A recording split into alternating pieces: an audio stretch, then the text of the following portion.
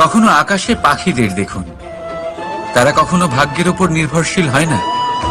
যতই ঝড় আসুক, যতই তীব্র হাওয়া দিক, ঘুরতে থাকে, একটা জিনিস জড়ো করে নিজের সৌভাগ্য, নিজের বাসা নিজেই তৈরি করে। নিজের সন্তানের জন্ম দেয়, তাকে লালন পালন করে, নিজেই তাকে উড়তে শেখায়, কখনোই ভাগ্যের উপরে নির্ভরশীল হয় না সে। এই বিষয়টা আমাদেরও শিখতে হবে। তাই মনে রাখবেন, আপনার ভাগ্য নিয়তির লিখন নয়। আপনার ভাগ্য তাই যেটা আপনি দিনের পর দিন আপনি নিজেই লেখেন। কিছু নিজে পরিশ্রম করে, কিছু নিজের ভাবনার জোরে। রাধা রাধা। মানুষের স্বভাব হলো যে সে সবসময় নিজে বলতে চায়, কারুর কথা শুনতে চায় না। কিন্তু তার এই স্বভাব তাকে এক বিশাল বড় জ্ঞানের থেকে দূরে সরিয়ে রাখে, সামনের মানুষের ব্যক্তিত্বের জ্ঞানের থেকে দূরে। তাই যদি আপনি কাউকে চিনতে চান, কাউকে বুঝতে চান, তাকে থামাবেন না, শুধু বলতে দিন। কারণ একজন ব্যক্তির ব্যক্তিত্ব লুকিয়ে থাকে তার কথার মধ্যে, আর তার আসল পরিচয় লুকিয়ে থাকে তার শব্দের পেছনে। বলতে দিন, আস্তে আস্তে আপনি সব বুঝতে পারবেন। এটাই তফাৎ হলো একজন সাধারণ মানব আর একজন মহামানবের মধ্যে। এক যে কাউকে বলতে দেয় না, আর এক যে সবার কথা শুনে।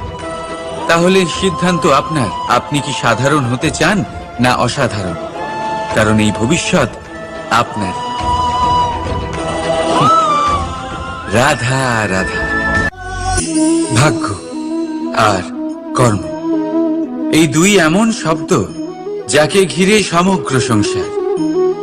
কেউ বলে আমার ভাগ্যে এটা ছিল না, যা পেলে আমার জীবন অন্যরকম হতো। কেউ বলে আমার গত জন্মের কর্ম নিশ্চয়ই এমন ছিল, যে কারণে এই জন্মে এরকম ভাগ্য পেয়েছি আমি। এসব বাদ দিন আর একবার শান্ত চিত্তে ভাবুন। আপনি বুঝতে পারবেন যে ভাগ্য আর কর্ম এই দুই এই জন্মের। তফাৎ শুধুমাত্র এটাই যে যদি ভাগ্যের কথা বলা হয়, তাহলে আপনি এই ভাগ্যের থেকে যত বেশি আশা করবেন, তত বেশি নিরাশ হবেন আপনি। কারণ এই আশা আপনাকে কর্ম করা থেকে আটকায়। যদি কথা বলা হয় কর্মের, তাহলে নিজের কর্মের প্রতি যত বিশ্বাস রাখবেন, তত বেশি সফলতা আপনার কাছে আসবে। তাই একটা কথা মনে রাখবেন, ভাগ্য আপনার কর্ম নির্ধারণ করে না, কিন্তু আপনার কর্ম আপনার ভাগ্যকে অবশ্যই নির্ধারণ করে। রাধা রাধা। এই সংসারে আলোর উৎস কি? সূর্য। এই সংসারে মিষ্টি জলের উৎস কি? নদী। মগ্ন থাকুন আর আসুন আমার সাথে ভালোবেসে বলুন রাধা রাধা। বন্ধু আর শত্রু, প্রত্যেকের জীবনের একটা বড় অংশ এর উপরে নির্ভরশীল হয়ে থাকে। আপনার জীবনে সফলতা আর অসফলতাও এর উপরে নির্ভরশীল। কিন্তু এই বন্ধু এবং শত্রুদের খুঁজে পাওয়ার জন্য আপনাদের বাইরে যাওয়ার প্রয়োজন নেই, কারণ এরা স্বয়ং আপনার ভেতরেই আছে। আপনি যদি বিনম্র থাকেন, যদি আপনি নিরন্তর প্রয়াস করতে পারেন, তাহলে আপনার কোনো বন্ধুর প্রয়োজন নেই। যদি আপনার মধ্যে অহংকার থাকে, যদি প্রতি কথায় আপনার মধ্যে ক্রোধ উৎপন্ন হয়, তাহলে আপনার শত্রুর কোনো প্রয়োজনই নেই। নিজের অন্তরের এই বন্ধু ও শত্রুকে চিনুন আর আমার সাথে ভালোবেসে বলুন রাধা রাধা। একে চিনতে পারলেন? একে কুঠার বলা হয়। আপনারা জীবনে কোথাও না কোথাও কোনো না কোনো রূপে এটা দেখেই থাকবেন। একটা ব্যাপার নিশ্চিত, এই কুঠার ছাড়া কোনো বৃক্ষকে কাটতে পারা সরল নয়। এবার আপনি কখনো এটা ভেবেছেন এই কুঠার, এর এই অংশ এর মুখটাই যদি না থাকে তাহলে কি হবে? এ শুধুমাত্র কোনো বৃক্ষই নয়, তার কোনো ডালও কাটতে সক্ষম হবে না। এবারে ভাবুন, এই শুকনো কাঠের হাতল এ আমরা কোত্থেকে পেলাম? কোনো এক বৃক্ষ থেকেই। সেই ডাল যাকে কেটে ফেলা হয়েছিল এক বৃক্ষকে কাটার জন্য, এই ডালই শস্ত্ররূপে প্রস্তুত। আমাদের জীবনে আমাদের প্রিয়জন, আমাদের আপনজন যখন সময় কখনো কখনো তাদের সঙ্গ না দেয়, যদি তারা দৈন্য দশায় থাকেন, তাহলে তাদের সঙ্গ কখনো ছাড়বেন না। ওনাদের প্রয়োজন শুধুমাত্র মনোবল। তা তাদের দিন। তাদের সাহায্য করা আপনার কর্তব্য। হয়তো তাদের সাথে থেকে আপনার কোনো লাভ হবে না, কিন্তু তাদের দূরে থাকাতে আপনার ক্ষতি অবশ্যই হতে পারে। সর্বদা সাহায্য করুন। সঠিক সময় আসলে তা আপনার সহায়ক অবশ্যই হবে। রাধা রাধা।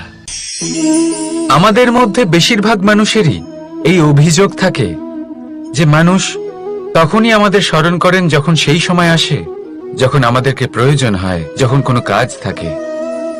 যখনই এই সময় পেরিয়ে যায়, তাদের কার্যসিদ্ধি হয়ে যায়, তারা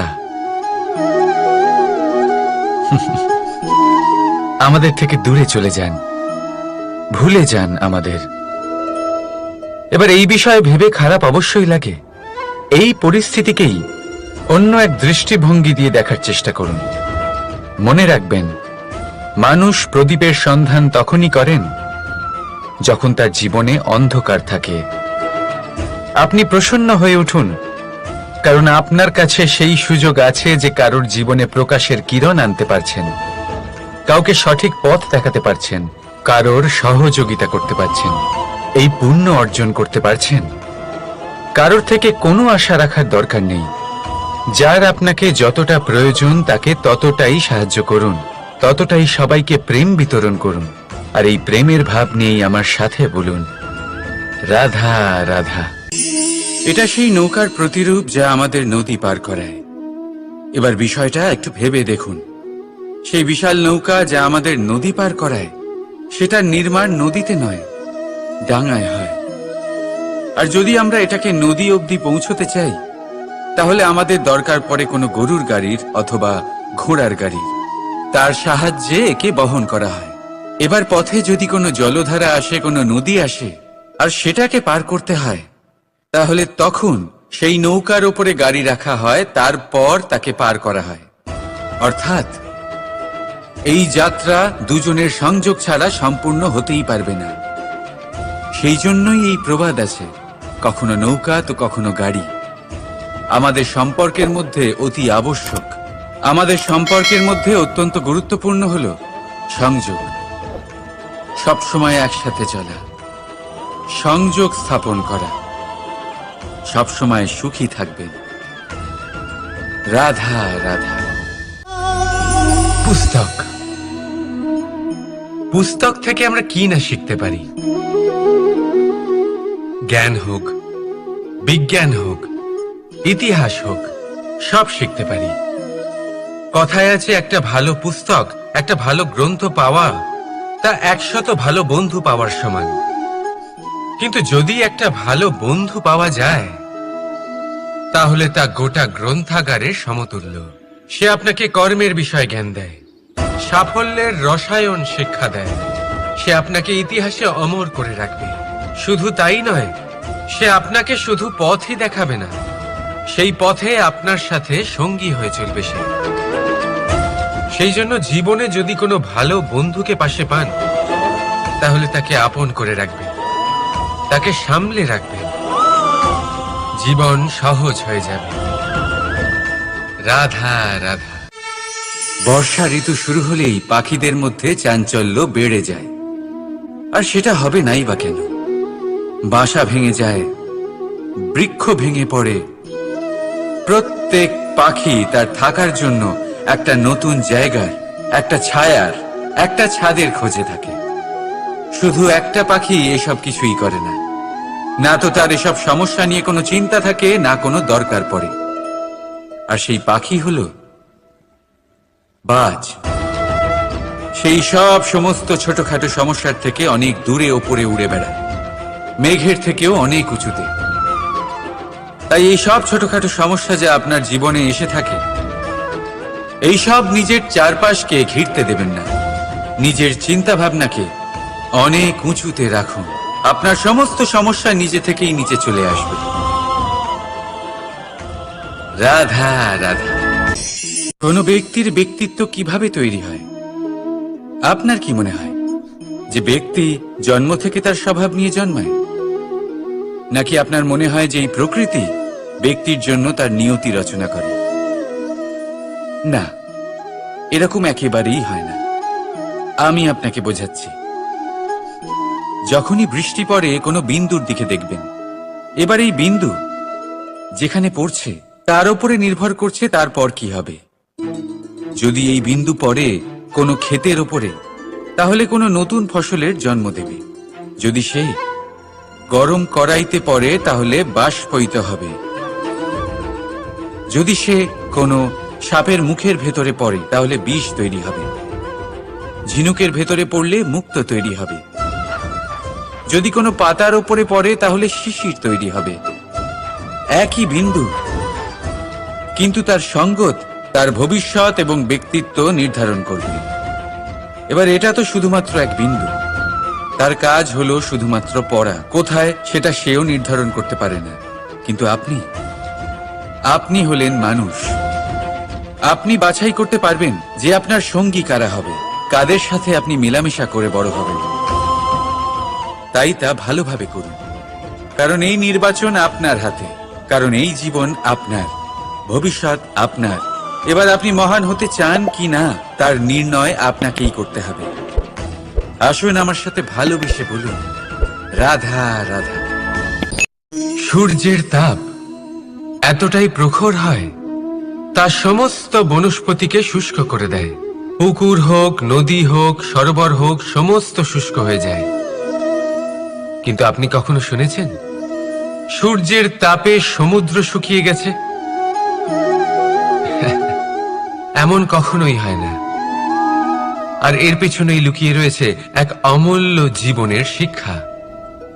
সমুদ্রের মতো নিজেকে ধৈর্যশীল করে তুললে, নিজেকে সংযমী করে তুললে, সূর্যের তাপ আপনার কোনো ক্ষতি করতে পারবে না।